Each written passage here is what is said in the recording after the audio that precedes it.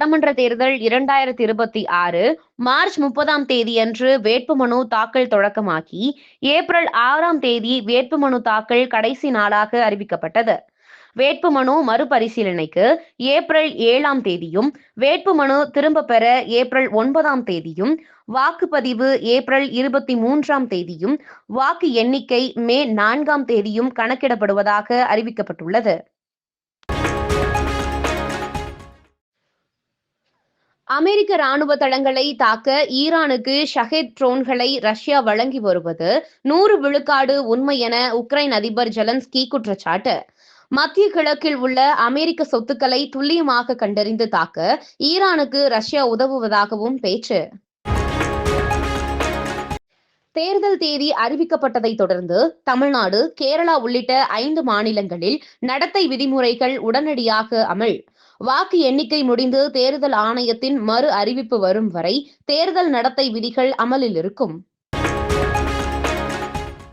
LPG cylinder தட்டுப்பாட்டை குறிப்பிட்டு ஒன்றிய அரசை கண்டித்து மதசார்பற்ற முற்போக்கு கூட்டணி சார்பில் தமிழ்நாடு முழுவதும் இன்று போராட்டம். இதன் பல்வேறு பகுதிகளில் நடைபெற்ற போராட்டத்தில் கொங்குநாடு மக்கள் தேசிய கட்சி நிர்வாகிகள் கலந்து கொண்டனர். மீண்டும் இந்தியாவில் களமிறங்கும் ஹவாய் நிறுவனம். பிளிப்கார்ட் தளத்தில் பிரத்யேக விற்பனை அறிவிப்பு. 2020 இந்தியா சீனா பதட்டங்கள் காரணமாக ஸ்மார்ட் போன் சந்தையிலிருந்து வெளியேறி சுமார் 6 ஆண்டுகளுக்கு பிறகு வருவதால் பயனர்கள் மத்தியில் பெரும் எதிர்பார்ப்பு. ஈரானுடனான போரில் ஈடுபடும் அமெரிக்க விமானங்கள் சுவிட்சர்லாந்தின் வான்வெளியை பயன்படுத்த அனுமதி இல்லை என அந்நாட்டு அரசு அறிவிப்பு.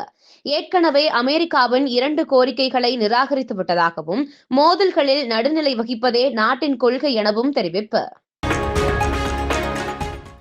இஸ்ரேல் பிரதமர் நெதன்யாகுவை நிச்சயம் கொல்லாமல் விடமாட்டோம் என ஈரான் ராணுவம் பகிரங்க மிரட்டல். குழந்தைகளை கொல்லும் குற்றவாளி நெதன்யாகு கொல்லப்படும் வரை முழு பலத்துடன் வேட்டையாடுவோம் என்றும் சூளுரை. மத்திய கிழக்கு போரால் ஏப்ரல் மாதம் நடைபெறவிருந்த பக்ரைன் மற்றும் சவுதி அரேபியாவின் F1 கிராண்ட் பிரிக்ஸ் போட்டிகள் ரத்து செய்யப்படுவதாக அறிவிப்பு. இந்த பந்தயங்களுக்கு பதிலாக மாற்று போட்டிகள் ஏதும் நடத்தப்படாது எனவும், இதனுடன் தொடர்புடைய F2, F3 மற்றும் F1 அகாடமி போட்டிகளும் ஒத்திவைக்கப்படுவதாகவும் தெரிவிப்பு. மேலும் இதுபோன்ற செய்திகளுக்கு KMDK லைவ் சேனலை லைக் பண்ணுங்க, ஷேர் பண்ணுங்க, சப்ஸ்கிரைப் பண்ணுங்க.